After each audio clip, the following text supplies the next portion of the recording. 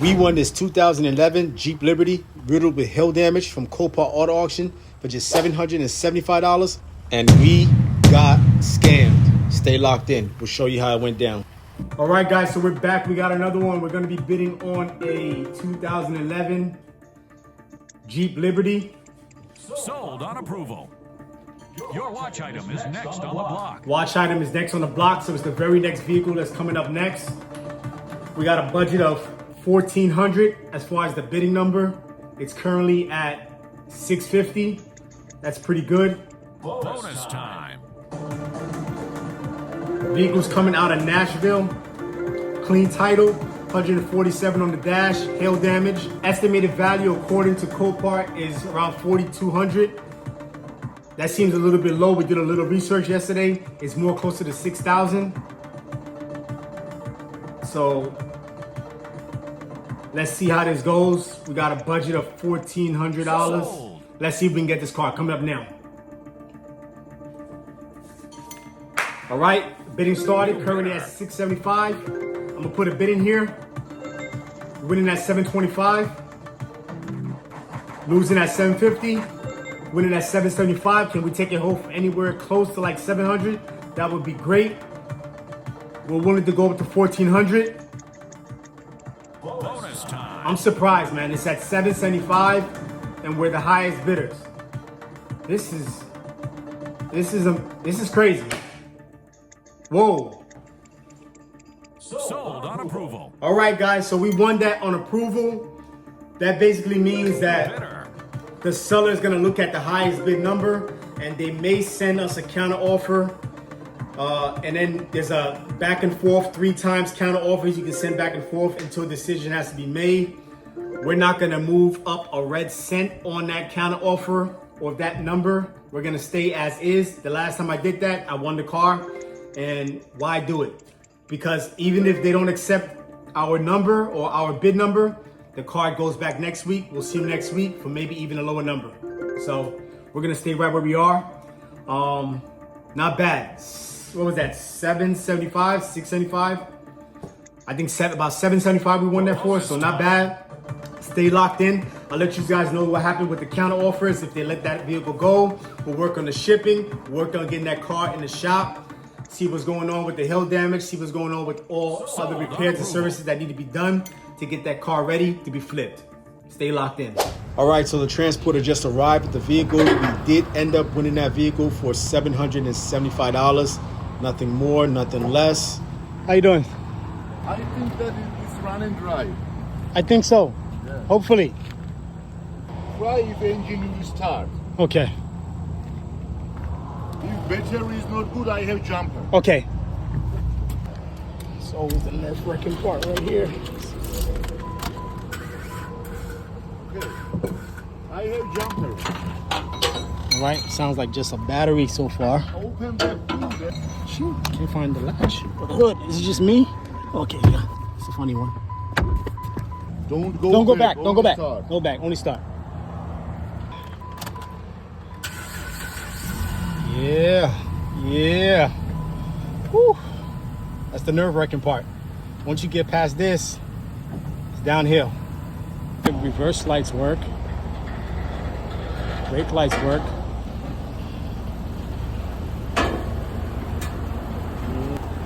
All right, guys, so we got the Jeep Liberty in the shop. We're getting ready to do a full inspection. We're gonna check underhood, undercarriage, inside, outside, all around. We're gonna check to see what all services and repairs need to be done on this vehicle. We're gonna make those notes. Even if we don't fix every single thing, we still wanna be aware of what's going on with this vehicle. It'll just help to sell the vehicle better. Without further ado, let's get into the inspection. So as I sweep the camera around the front of the vehicle, you can see how this vehicle took really good hits with hail damage. The rear of the vehicle has damage as well on the bumper cover. A view from the top shows signs of very heavy hail damage as well. Very convincing, without a doubt.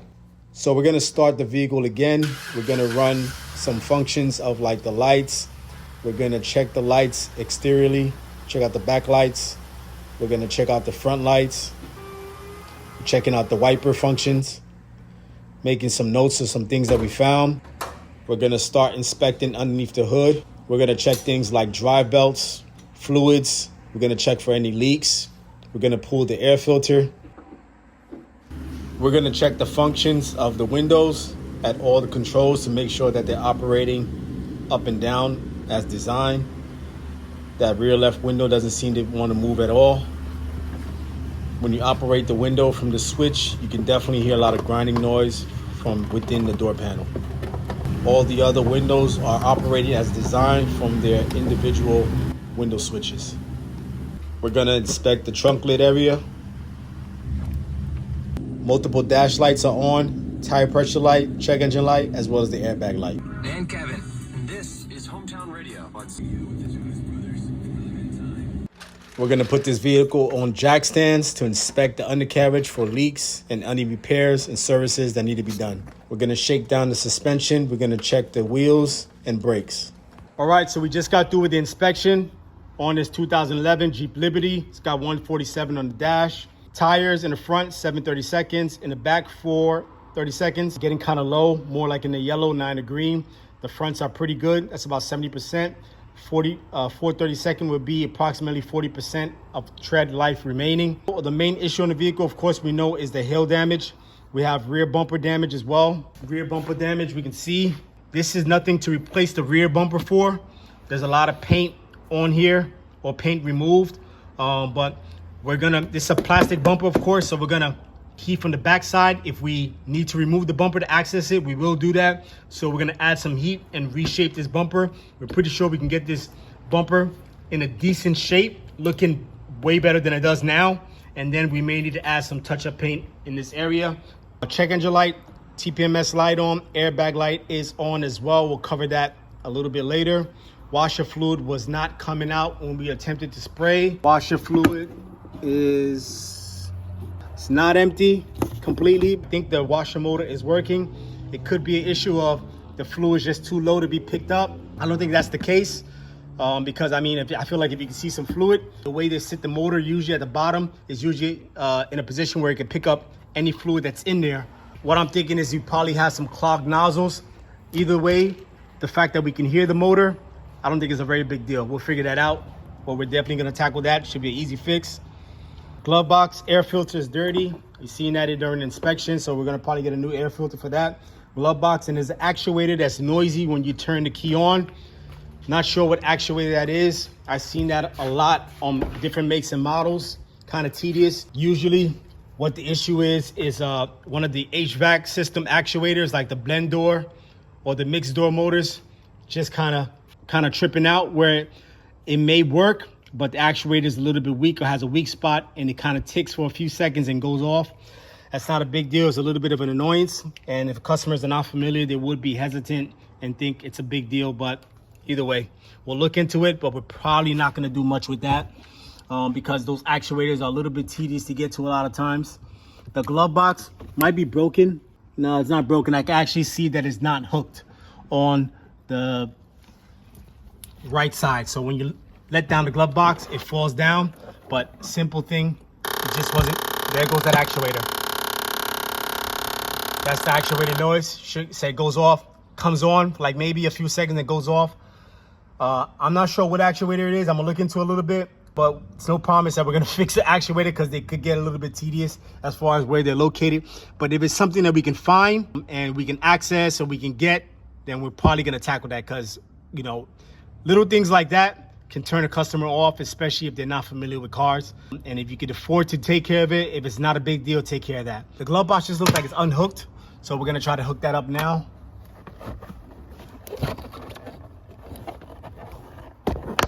All right, I think I popped that back in place, so it's sitting. Let's test it out. Scratch that off the list. That's already fixed. There goes that actuator again. Cap for the roof rack or the driver's side is intact. Passenger sides cracked, broken, most likely from the hill damage. The hill damage that came on this vehicle, as you can see, were really big, like probably a softball size. So even though this is cosmetic, there's a little bit of an eyesore when you're walking around the vehicle. You can see that it's broken and missing. So we're definitely gonna make sure we try to get a replacement for this. All right, so let's scan and see what codes are popping up for those multiple dash lights. We've got an intake air code, a battery system code, and a cylinder 2 misfire. That misfire is probably going to be the most serious of them three, and we're going to definitely have to look into that. In the airbag and restraint system, we've got a driver airbag squid 1. And last but not least, the tire pressure system. We've got 4 codes for all 4 sensors. Last couple things were the rear shocks. So the rear shocks are leaking. You can see right here. This pretty much are supposed to be pretty much the same color, but the bottom half is very dark with oily fluid, right? Hydraulic fluid. So is the other side. Same deal. So the 2 rear shocks are leaking. I didn't get to drive this vehicle out of the parking lot, so I would see how it's driving. And if it seems to be driving and taking bumps at the rear suspension pretty decently, then I wasn't gonna replace it. But I tell you what, if we're doing pretty good on the budget, we will probably push it and replace it, because that will be a good selling point. If I replace that with new shocks, I'm definitely gonna list that on the listing, on the sale listing online. When I list this car for sale, that hey, this vehicle has brand new shocks, just replaced. Last thing is the driver's side rear, the left rear window is not operating, it's not working. You can see they got some tape on it to prevent from the rain and debris from getting in here. So we're gonna put the key on. I have an idea what's going on with it already. So when you put the key on and you try to operate the window, you hear a grinding noise. Most likely that is the window regulator wiring. Usually the window regulators compose of a metal wiring, and sometimes those metal wirings can fall out of place and out of groove and cause that grinding noise. I've seen it many times before. Without opening up, I'm pretty sure I know what's going on. We're gonna order a window regulator for that, and that should repair that. That should be an easy fix. Something like that usually costs about 70 bucks online, so nothing too crazy, maybe even cheaper. So, and that pretty much wraps up the inspection on this Jeep Liberty. Of course, like we said, we're dealing with hail. Look at that hail damage right there, man. That is huge.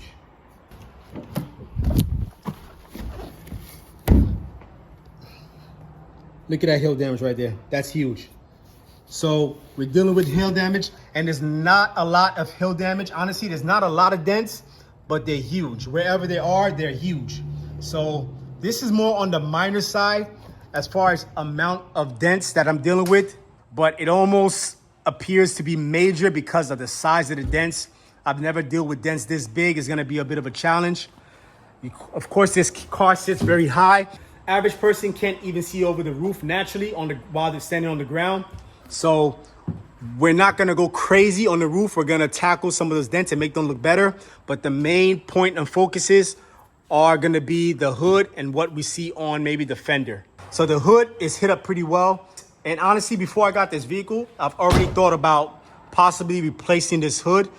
I'm gonna go to the junkyard tomorrow, and if I can find a hood that is the same exact color and I can get it for like maybe 80 bucks or less, guess what? I'm not even doing any work on this hail damage. I'm gonna replace the hood. I've never done that before, actually. I've never replaced the hood for hail damage, but it's something I'm gonna try to cut down time. So rather than spend a few hours or several hours like I sometimes do on these hail damages, just the hood alone, I'd rather put 50 or 80 bucks into a hood, especially if I can find it the same color and I don't have to get it painted. So we're going to the junkyard tomorrow to look for that hood, that cap, and some other parts on another car. And like I said, if we can find a hood with the matching paint, we're going to replace that hood. If not, we'll be working on these dents. That's not going to be fun. Not looking forward to that because they're very big. So that pretty much wraps up the inspection on this Jeep Liberty. Stay locked in as we work on getting the parts for this vehicle, as we work on getting the repairs done to get this car ready to be flipped. We weren't able to find a hood with the same matching paint at a local junkyard, so we ended up ordering a used hood from a local parts company, and the delivery guy just arrived.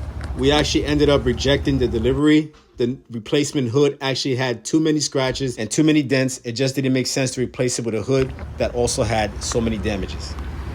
So we found out that the airbag light is being caused by a faulty clock spring. We found one online for about $56, so we're going to replace that now.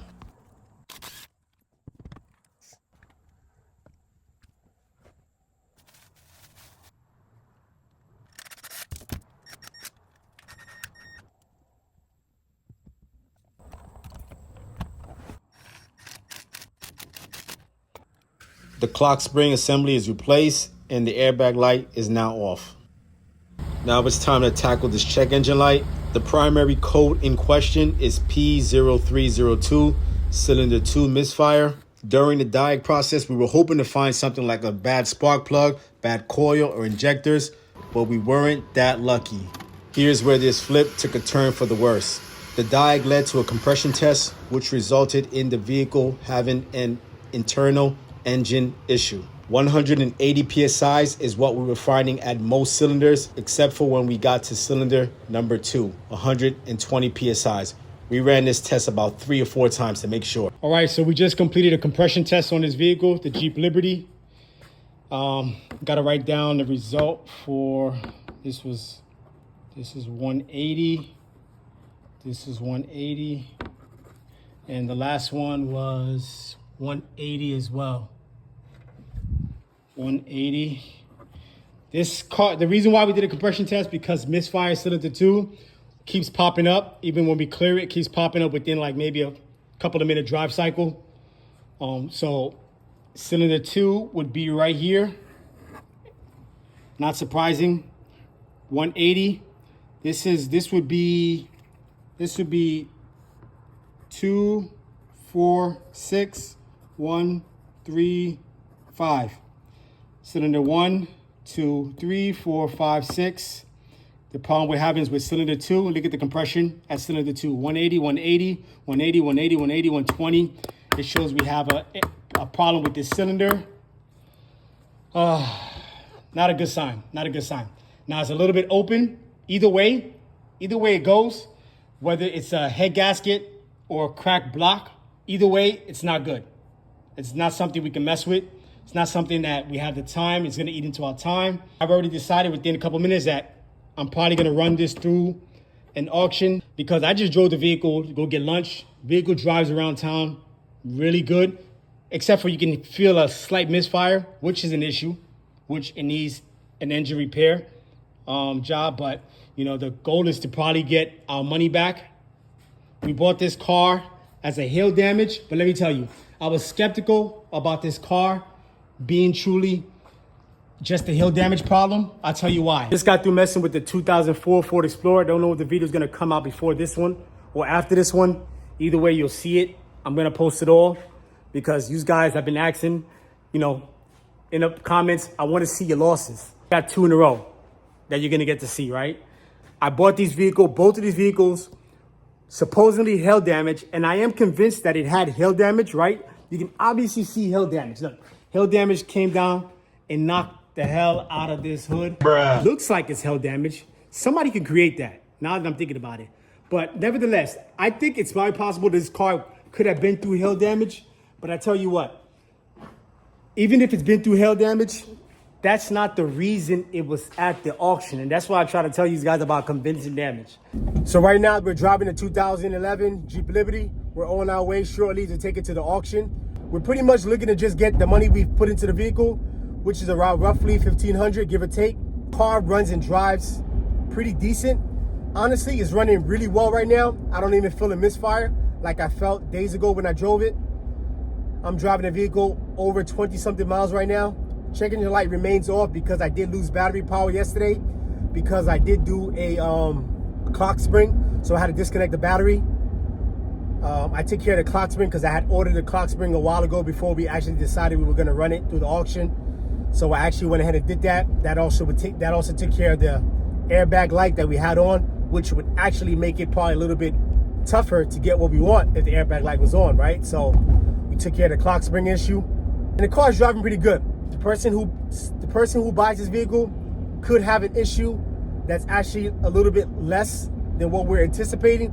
We're anticipating it's going to be possibly a valve or pistons, but we're pretty optimistic that this vehicle requires a tear down to figure out precisely what's going on with it because of that low compression at cylinder 2, because of that constant misfire at cylinder 2. But yeah, we're gonna count our losses on this car. We're not making any money, hardly at all, maybe a couple dollars. But that's the name of the game. That's the way it goes sometimes. You win some, you lose some. We're counting this one as an L.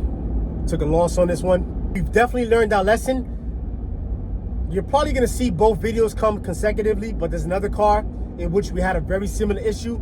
We bought the car with the primary damage listed as hail damage, but there were some issues going on with the car that, in my opinion, were not the primary reason why that car was at the auction. And I think a red flag was the clean title. I think I've learned my lesson. I've gotten by, luckily, a few times with clean title hail damage, but vehicles at this price range should not have a clean title if it's determined a hail damage by the insurance company. I think I've learned my lesson. I'm not doing that again. I'm not gonna get caught out there again. I'm not gonna get scammed again. I'm not gonna get got again. I refuse. I'm not doing that again. I've learned my lesson. No more hail damages. Well, not for a long time. Bruh. I may do it again, but no time soon. But definitely, you know, it's a real big gamble to get a hail damaged vehicle that's still a clean title. Hail damaged vehicle in this price range should be a salvage title if the insurance company is honestly involved, right?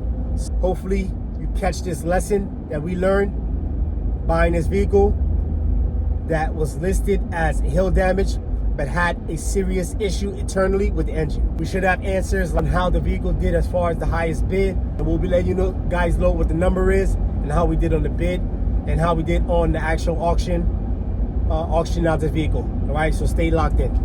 All right, so on the right hand side of the screen, we just pulled up an expense sheet. But before we go over that, we're going to talk about a couple of parts that we did order that did not make it to the expense sheet because we did return those parts for a refund. We did order a hood for about $300, which we rejected during delivery because of the damage that it had. We also ordered and returned a window regulator for $72. All right, so back to the expense sheet. We had a COPART winning bid amount of $775. We had $293 in COPART taxes and fees. We paid $316 for the shipping. We had a $15 title mailing fee. We paid $73 for PDR glue tabs. We paid $54 for a clock spring. We paid $50 for the second auction seller fee. This vehicle ended up selling at the second auction for $2,000 even with a $50 seller fee. We had a total expense of $1,576, which left us with a profit and gain of $424. Not too bad considering we were only anticipating getting our money back. We actually left with a few $100. We'll take it. Ultimately, we feel we got scammed because we're not convinced that this vehicle was at the COPART auction mainly for the hail damage. We feel like this should have been listed as a secondary damage. We feel like this vehicle was probably taken to the auction because of the internal engine problem that it had. And had it been listed as such, we never would have bid on the vehicle at all. At the end of the day, a very vital lesson we learned is be very wary of a vehicle that still has a clean title despite damage so significant as the hail damage. As always, thanks for watching. Hope you caught some value out of this video. Don't forget to comment down below, like and share. Don't forget to subscribe, and we'll catch you on the flip side. Peace.